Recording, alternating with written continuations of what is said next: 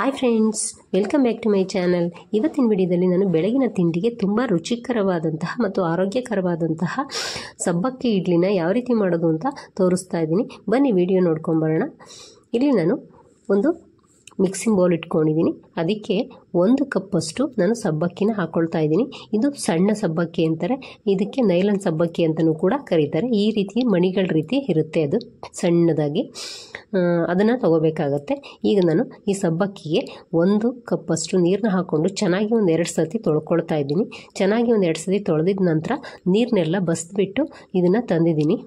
ಈಗ ಅದಕ್ಕೆ ಅದೇ ಕಪ್ಪಲ್ಲೇ 1 ಕಪ್ಪಷ್ಟು ರವೆನ ಹಾಕ್ಕೊಳ್ತಾ ಇದ್ದೀನಿ. ನಂತರ ಅದಕ್ಕೆ ಅದೇ ಕಪ್ಪಲ್ಲೇ 2 ಕಪ್ಪಷ್ಟು ಮೊಸರನ್ನ ಹಾಕ್ಕೊಳ್ತಿದ್ದೀನಿ.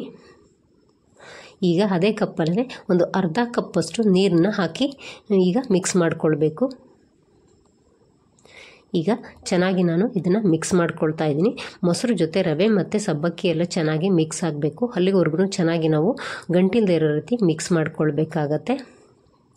ನೋಡಿ, ಈಗ ಅದು ಸ್ವಲ್ಪ ಗಟ್ಟಿಯಾಗಿದೆ ಅನ್ನಿಸ್ತು. ಹಾಗಾಗಿ ನಾನು ಮತ್ತೆ ಒಂದು 1/4 ಕಪ್ಪಷ್ಟು ನೀರನ್ನ ಹಾಕ್ಕೊಂಡು ಚೆನ್ನಾಗಿ ಈ ರೀತಿ ಮಿಕ್ಸ್ ಮಾಡ್ಕೊಳ್ತಿದ್ದೀನಿ.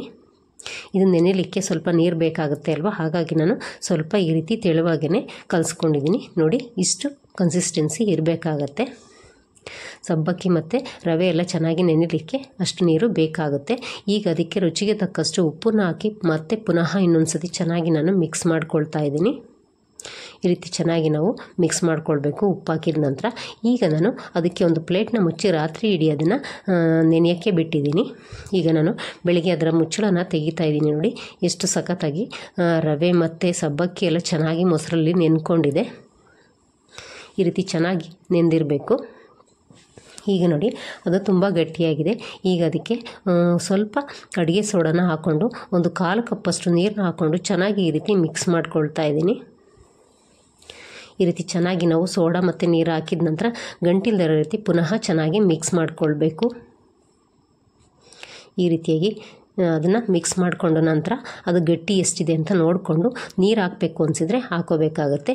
ಕನ್ಸಿಸ್ಟೆನ್ಸಿ ಈ ರೀತಿ ಇರಬೇಕು. ಈಗ ನಾನು ಇಡ್ಲಿ ಪ್ಲೇಟಿಗೆ ಎಣ್ಣೆನ ಸವರ್ಕೊಂಡು ಅದಕ್ಕೆ ಇಡ್ಲಿಗಳನ್ನ ಹಾಕ್ಕೊಳ್ತಾ ಇದ್ದೀನಿ. ಇಲ್ಲಿವರೆಗೂ ವಿಡಿಯೋ ನೋಡಿದರೆ ರೆಸಿಪಿ ಇಷ್ಟ ಆದರೆ ಒಂದು ಲೈಕ್ ಕೊಡೋದನ್ನು ಮರಿಬೇಡಿ. ಹಾಗೆ ಸಬ್ಸ್ಕ್ರೈಬ್ ಕೂಡ ಮಾಡ್ಕೊಳ್ಳಿ. ಇನ್ನೂ ರುಚಿಯಾಗಿ ಇಡ್ಲಿ ಬೇಕು ಅನ್ನೋದಾದರೆ ಈ ರೀತಿ ಗೋಡಂಬಿನ ಇಡ್ಲಿ ಪ್ಲೇಟ್ಗೆ ಇಟ್ಬಿಟ್ಟು ಅದರ ಮೇಲೆ ಹಿಟ್ಟನ್ನು ಹಾಕ್ಕೊಂಡು ನಾವು ಬೇಯಿಸ್ಕೊಳ್ಬೇಕು. ನೀವು ಕೂಡ ನಿಮ್ಮ ಮನೆಯಲ್ಲಿ ಮಾಡಿಕೊಂಡು ಯಾವ ರೀತಿ ಬಂತು ಅಂತ ನನಗೆ ಕಮೆಂಟಲ್ಲಿ ತಿಳಿಸಿ. ಈಗ ನಾನು ಇಲ್ಲಿ ಇಡ್ಲಿ ಪ್ಲೇಟ್ಗಳನ್ನ ಇಟ್ಕೊಳ್ತಾ ಇದ್ದೀನಿ. ಈಗ ಇಲ್ಲಿ ಕುಕ್ಕರಲ್ಲಿ ಮೊದಲೇ ನೀರನ್ನ ಕಾಯಲಿಕ್ಕಿಟ್ಟಿದ್ದೆ. ನೀರು ಕೂಡ ಚೆನ್ನಾಗಿ ಕುದೀತಾ ಇದೆ. ಇವಾಗ ಇಡ್ಲಿ ಪ್ಲೇಟ್ಗಳನ್ನ ಅದರಲ್ಲಿ ಇಟ್ಬಿಟ್ಟು ಮುಚ್ಚಳನ ಮುಚ್ಚಿ ಒಂದು 10 ರಿಂದ 12 ನಿಮಿಷಗಳ ಕಾಲ ಅದನ್ನು ಬೇಯಿಸ್ಕೊಳ್ಬೇಕಾಗತ್ತೆ. ಈಗ ಒಂದು 12 ನಿಮಿಷದ ನಂತರ ನಾನು ಮುಚ್ಚಳನ ತೆಗಿತಾ ಇದ್ದೀನಿ. ಇಡ್ಲಿ ಕೂಡ ಚೆನ್ನಾಗಿ ಬೆಂದಿದ್ದಾವೆ. ನಂತರ ಅದನ್ನ ತೆಗೆದಿಟ್ಬಿಟ್ಟು ಒಂದು 10 ನಿಮಿಷ ಅದು ತಣ್ಣಗಾಗಲಿಕ್ಕೆ ಬಿಡಬೇಕು. ತಣ್ಣಗಾದ ನಂತರ ಈ ರೀತಿ ತೆಗೆದು ಹಾಕ್ಕೊಂಡ್ರೆ ತುಂಬ ರುಚಿಕರವಾದಂತಹ ಸಬ್ಬಕ್ಕಿ ಇಡ್ಲಿ ರೆಡಿಯಾಗುತ್ತೆ.